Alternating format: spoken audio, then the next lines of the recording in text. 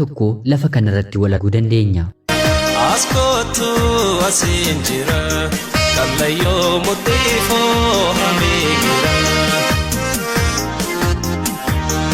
Ani maqaan koo Warqee Tiin jedhama. Kanan dhaladhee guddadhe godina Wallagga Bahaa aanaa Jaree ganda Jirruutti yeroo ta'u, harmeen kiyyaa umriin koo waggaa 6 yeroo guutu na jalaa boqotte. Haatii fi abbaan koo qabeenya qabaatanis erga harmeen kiyya boqottee booddee garuu qabeenyi mana keessaa baay'ee qisaasaa dhufe. Anis barumsa koo kutaa tokkoffaa achuma ganda baadiyyaa sana keessatti abbaan kiyya na galche. Anaatii gaditti obboloota quxisuu 2 jira ture. Harmeen kiyya boqottee waggaa 2 booddee abbaan koo haadha manaa gara biraa fuudhe. Amalli haadha manaa abbaa kiyyaa shiyaaraa yookiin gayyaa keenya dhuftee ji'a muraasa booddee baay'ee nuti jijjiiramte. Anaa fi obboloonni koo quxisuus nyaata hamma abbaan keenyi qotisaatii galutti nuuf hin laatamu ture. Safuu yaa haadha ormaa nama jechisiisa. Obboleettiin keenya hangafaa adaadaa koo bira jiraatti. Anis guyyaa tokko abbaa kootiin anaan mana nama biraa na galchiitii hadaraa obboloota koo immoo hanga rabbi nu gargaaretti asuma isin bira haa taa'aniin jedhe. Innis haati buddeenaa keenya baay'ee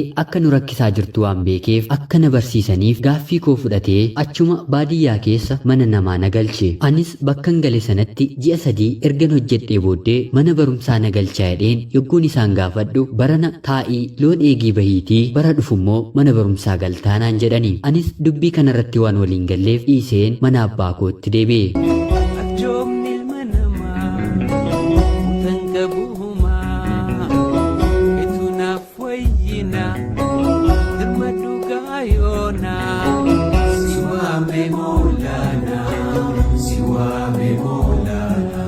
Haaluma kanaanis ganda baadiyyaa sana keessatti yoo xiqqaate haati buddeenaa koo waan naaf ta'uu diddeef gara mana nama 8 jijjiireen galeera. Kana gidduuttis ijoollummaan bu'aa bahii jireenyaa hedduun na mudachuun isaanii noolle. Dhumarratti achuma nama biyya keenyaa kan ta'e magaalaa Naqqamtee kan jiraatu tokko obboleessan isaa kan guddisuuf abbaan koo na laate. Innis akkuman deemetti mana barumsaa Daaloo jedhamutti kutaa 1 hanga 3tti seeraan na barsiise. Kutaa 3ffaa yeroon baradhu garuu haadha manaasaa waliin walitti bu'uu waan jalqabneef mana isaatii baheen gara mana obboloota isaatti na galche. Haa ta'u malee garuu ammas obboleettiinsaa inni bira na galche ijaan argaa koo na jibbite. Nan yaadadha guyyaa tokko guyyaansaa dafinoo yookiin wiixatadha. Yuunifoormii mana barumsaaf miiccadheen kaa'ee fi uffata shamizii jalattiin uffadhu eelee buddeenaa jala na jalaa keessee cilaattiin itti na jalaa dibameen argadhe. Anaa fi ishees mana sana keessatti waan walii galuu dadhabneef obboleessa isheetiin gara abbaa kootti na galchiidheen gara ganda baadiyyaa biyya kootti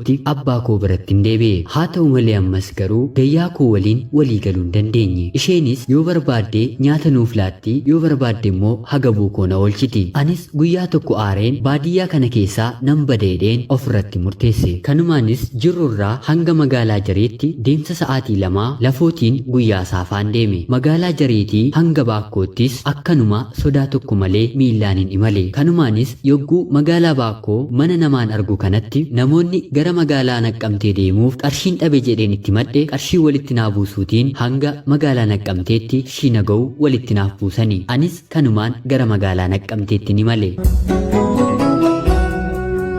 Magaalaa Naqqamtees jaartii buddeena tolchitee jiraattu naannoo mana an dura galaa turee jiraatu tokko bira deemeen isheenis akka mucaa isheetti waan na laaltuuf mana nama fira ishee ta'e na galchitee barumsa koos shanyii mana barumsaa Daaloorraa gara burqaa jaatuutti jijjiirradheen barachuu eegale. Bakkan ani deeme hundumaa rakkoon hin dhibuutii manan amma gale keessa immoo abbaan manaa manichaa halkan bakka rafutti dhufee baay'ee na jeeqa. Anis otoon iyyiin dafii bakka ciisichaa koo kana keessaa bahe yeroon jedhu na doorsisaa gara haadha manaasaa deema. Osuman kanaan rakkachaa magaalaa Naqqamtee keessa mana kana keessa jiraachaa jiru gaggeessa kolleejjii New Generation fuulduraa kophee qulqulleessu tokko waliin akka tasaa wal barre. Maqaan isaa Baalchaa yookiin Baalshaa jedhama. Innis harmeen isaa harka qalleeyyii waan taateef magaalaa biraarraa barumsa addaan kutee waanuma argate hojjetee akka jiraatu natti hime. Baay'ee mucaa qalbii qabeessadha. Bakkan ergaa deemu kamittiyyuu na biraa hin hafu. Otuu waliin argin guyyaa tokkoyyuu noollu. Jireenya koofis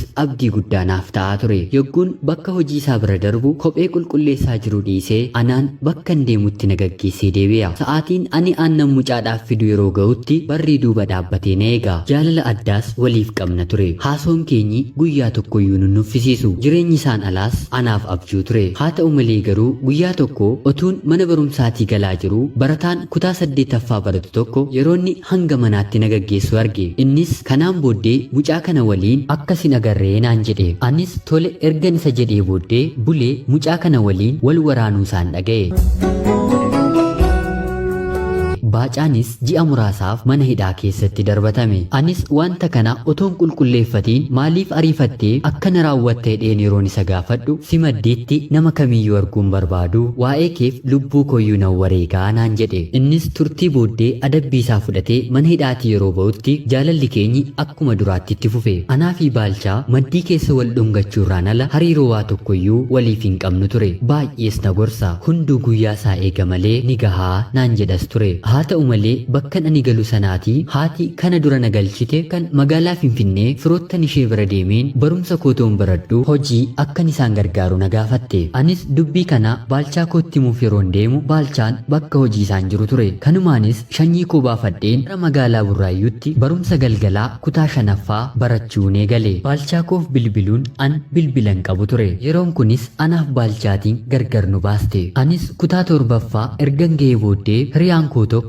maaliif anaafisi biyya hambaa deemnee jireenya keenya hin jijjiirrannu jettee yaada naaf dhiyeessiteen anis jireenya naan dabarre keessatti haala kanaan hojjechaa jiraachuu koorra achi deemeen rakkadheen yoo manaaf darbee wayyaadheen otuu qarshii tokkollee harkaan qabaatiin yaada ishee irratti walii gale. Anis dallaalotaan qarshii keessan ergan deemee booddee siniif hin kaffaleedheen piroosesii jalqabeen yeroo gabaabaa keessatti imala koo gara biyya Beeruutitti taasise. Biyya kana keessattis otuu maatii koo waliin qunnamiin hiriyaa koo kanallee bakka inni jiru hin beekiin waggaa 4 dabarse. Anis kanaan booddee haaluma kamiiniyyuu biyya kootti galeen abbaa koo fi obboloota koo gargaaruu qaba jedheen yeroon bilbila isaanii barbaaddadheen bakka isaan jiran beekeen gara biyyaatti deebi'u abbaan koo bakka duraan jiraachaa turerraa gara magaalaa Baakkootti malee jiraachuu akka jalqabeen dhaga'e. Kanumaanis abbaa koo fi obboloota koo gargaaruuf yogguun gara magaalaa Baakkootti malu abbaan koo ani magaalaa Baakkoo seeneen torbee tokko dura lubbuunsaa dabarteen dhaga'e. Kunis gadda guddaa na keessatti uume. Yaa Rabbi yaa gooytaa